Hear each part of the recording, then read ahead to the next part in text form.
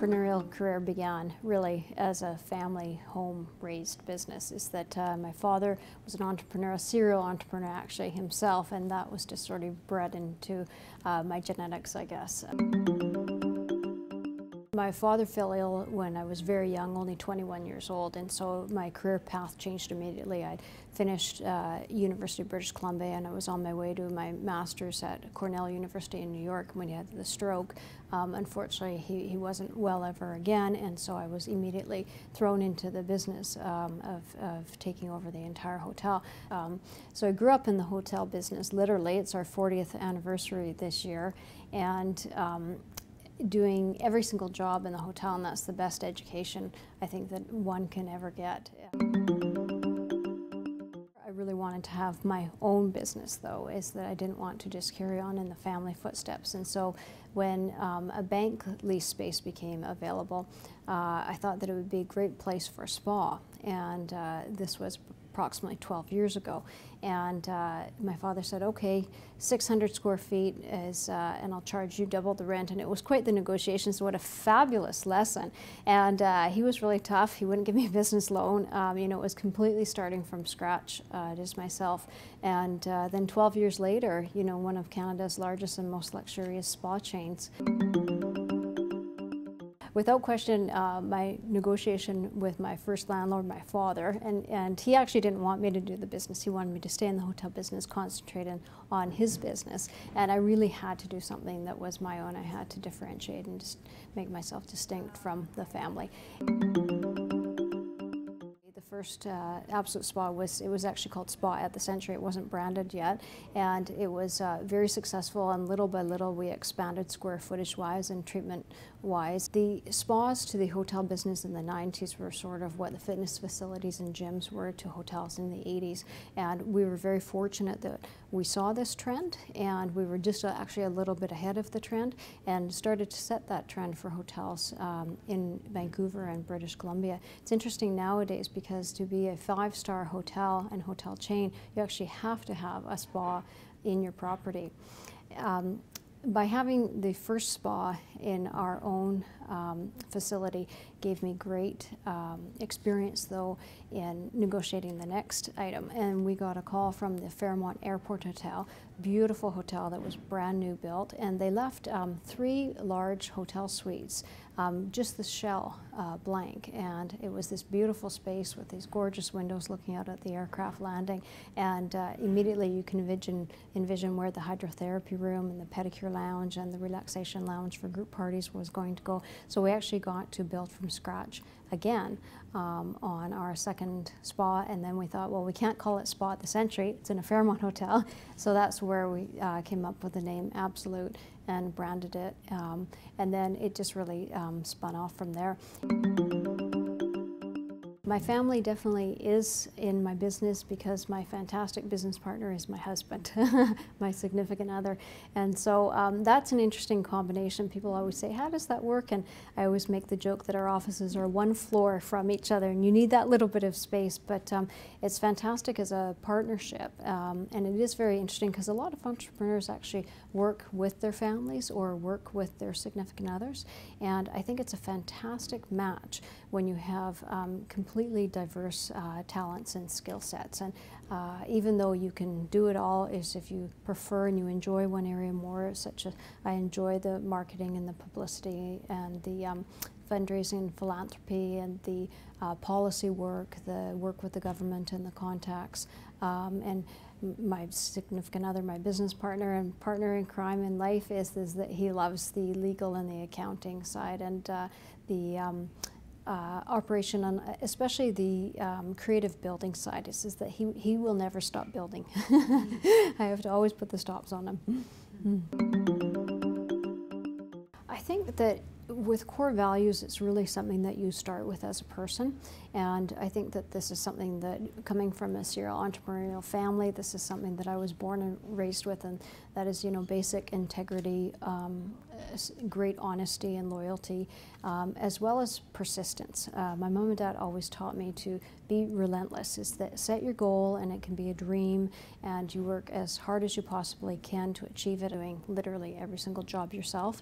And I think that that's one of my core values, is that when you have the empathy and understanding for people, what they're doing when they come to work every single day in a certain department, the challenges that they face, what that means for them in their day-to-day business. People always say to myself as an entrepreneur, what's the secret? Is why are your spas successful? Why are they marketed and publicized more than another spa chain? Why do the celebrities come to your spas? And there is no simple formula or pill, otherwise it would be pretty easy to be successful. It's actually just darn hard work. And I think that that's why it's really important to be very passionate and really love what you do, because you're going to be doing it for a long time. The hours and the days are long. There's some days that aren't as fun as others, for sure. And we spend more time in our businesses than we do with our families. So it's really important to make your atmosphere with everything from your physical facility to the people that you surround yourself to the outside activities that have to do with your business, that you make it something that you really, really love. It's very interesting to me that our businesses wound up being within the general field of helping others. And I think that if I could maybe do this again, I would have loved to have been a doctor or a veterinarian. But you know, in the hotel business, my dad and mom would always say to me, isn't this wonderful that you are coming to work and you're working and welcoming people that are on their holidays or traveling on business or coming to Vancouver for a first time, or even our hotel is located right beside St. Paul's Hospital. People are coming to the hospital so that you can make a difference in their life, and you can make a difference in their stay, their visit, the reason that they're there. And of course that can be a very stressful time for people. So it's really fantastic, make a difference. I think that one thing that makes a great leader is being positive, and meaning that you need to be realistic, but be very solution orientated. So I really do see everything as the cup is half full. Well, without question, my mentor is Peter Legge, and I just think that he is a phenomenal leader. And so one of the things that my mentor, Peter Legge, taught me was to have balance. He said you always have to have your household in order, you have to have your health of yourself and your family, you have to make sure that everybody is taken care of and everything is functioning well, because if you don't have, you know, your family, the most important thing to you in your world, in order, and your health, then you can't go on to the next item. Regarding the industry association, the most fabulous thing I ever did in my business career was get extremely active in the Vancouver Board of Trade. And I am completely not a committee person, as I can't stand meetings where nothing gets done. Again, I think it's common for entrepreneurs needing to have that solution, you know, and you're walking out the door with actual steps to report back on the results that are done. But the Vancouver Board of Trade is that type of organization. The mistake that I made many times throughout my career is that you get cocooned into your office, and it's so easy to be shuffling paperwork and holding meetings within your own organization, and you forget that this wonderful big world is out there, that the relationships are very important. Well, without question, I focus my relationship building with the Vancouver Board of Trade, and it's an organization made up of tremendous people. And the reason that I also really like the Vancouver Board of Trade is that it has 16 committees that deal with everything from homelessness to international trade to economic development, and it looks at all of the different issues, not only from an economic standpoint but also from a social aspect. I think one of the most important things about being in business is that you are very cautious and that you can be a risk taker, but you have to be a realistic risk taker. Always have to prepare in a positive way for the worst case scenario, because then if it does happen, you and your team members will be fine. You won't have to be laying off, you know, half your team members. They won't be going home and telling their families, you know, I don't know how we're going to eat, I don't know how we're going to pay our mortgage, I don't know how we're going to pay our rent. And that way, it's going to be okay. It's a time that you change your business tactics and you do business differently. You're more cautious in terms of how you're doing your marketing, and again, it's back to the old adages, I can't work any harder, I can't work any longer, I have to work smarter. Interesting enough though, when we opened up the Fairmont Airport Spa, it was 9/11. 9/11 occurred just after we opened, and I was traveling on some hotel business, and I was in the Seattle SeaTac Airport, and I saw some massage chairs, and they were just plain massage chairs, very plastic atmosphere. There wasn't anything else around it, and I thought, wouldn't that be fantastic at our beautiful Vancouver International Airport if we had a beautiful little spa there rather than just a massage chair plunked down, and actually make it very luxurious and a real experience as you walk by. And so I phoned the president of the airport, Larry Berg, and I was all proud of my great creative, you know, very intuitive idea, and he said, Wendy, step ahead of you, the RFP should be in the mail. And so we were very lucky to win that bid, again back to the basic negotiating skills, and then off we went with our absolute spas at YVR, and then one spa by another, we got up to 11 spas. Regarding social media, it's completely the way you have to market nowadays. I think it's really important too, for example, if you're going to be looking for team members, what's the demographic of team member that you're going to be reaching out to? So if you're wanting to hire somebody that's approximately between 20 and 30, is that they're probably going to be looking online for that advertisement. Attraction of our spas to the celebrity clientele, Hollywood North, that our spas have found. So we've been very fortunate that we've worked with a lot of fantastic different celebrities, and they're very happy to sign quotes and sign photographs that they like up on our wall of fame, and they see it, and that is hundreds up there now at this point in time. Regarding the startup of our businesses and finances, we've been very fortunate to have fantastic bank partners from day one, and they've been really helpful at coaching us along the way on what are the different ways to set up a business. Really believe in what we sell, and I think that sales and selling is often seen as a negative connotation, and I think that it's a great word and a great concept. If you really truly believe in what you are selling, then it's not a problem to sell it. You're actually not selling, you're informing.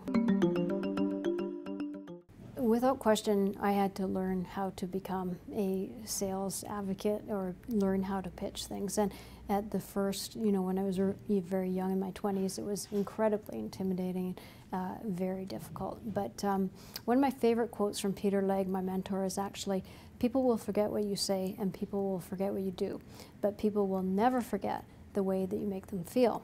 And when you're informing people, educating people, helping people, caring for people, you're making them feel good. I don't know if I can restrict it just to my second wish business, but without question, I would want to open up a luxury hotel in Hawaii, and I think that would just be spectacular. Then also I would love to have a second business in the film industry, or just even volunteer in the film industry. I have a budding film director in my spectacular daughter, and so it's something that I'm very determined to see stay in British Columbia. And we had one of the most fantastic celebrities that we've ever worked with, and that was Elle Macpherson. And she would often phone me and say, hey Wendy, where would be the best place to buy a raincoat today? Or do you know of a good dentist? I think I need to visit a dentist. And she has the most wonderful, thick Australian accent, which I can't do justice to. But she phoned me one day on my cell phone, and my husband answered it because I was in the back getting my daughter dressed for a ballet recital. She was just a little thing. And in this thick accent, she says, is Wendy there, please? No, she's busy. Well, I need to speak with her right now. Well, you can't. Is that she's tied up. Well, it's Elle Macpherson. I need to go bathing suit shopping. And I'm thinking, how many times would I want to go bathing suit shopping with Elle Macpherson? What else can make me feel really bad about myself and my body image? So my husband didn't know that I was working with her and that she was visiting the spas. And so he said, well, Elle, it's really nice to speak with you. I'm George Clooney, and I have to go now. And he hung up on her. And so when I came back, he said, oh, you got this really funny prank call. I think it's your friend Joanne. And I said, no, Serge, that's really Elle Macpherson. And his very dark Italian complexion went quite ashen. Growing up, we were born and raised with philanthropy, as my family was always a big part of the Variety Club. And one of my funniest moments in my business career is when my father wasn't well, and so I was receiving his invitations, and I got invited to a hospitality golf tournament. And so I phoned up to register. It was a tourism industry golf tournament. And they said, oh, I'm sorry you can't play. And I said, well, I know I'm not a golfer, but you know, I'd really like to be a part of this industry. I'm representing my father and my family. They said, well, you can't play. You're a woman. I'm on the end of the phone thinking, you're kidding. But I did think it was very funny. This was 25 years ago. And while it was funny, it really wasn't. And I thought that something should be done about this, but in a very positive way. And so I harassed about 12, 15 of my media lady business friends, and we went off and felt like we were sort of playing hooky for the day. And I thought the second year when we did this, we didn't do it as a fundraiser the first year. As the second year, we had 65 ladies overnight that wanted to play with us. And I thought this would be a great opportunity. I was actually signing the dairy check to our supplier, and it was a lot of money. And I was saying, this is a lot of eggs that we're buying. He should be doing something for charity here. And I started to look at all the suppliers that we had in the hotel and thinking, you know, they're wanting us to continue to buy their eggs. Is that I would like them to support, you know, some charity work that we would be interested in.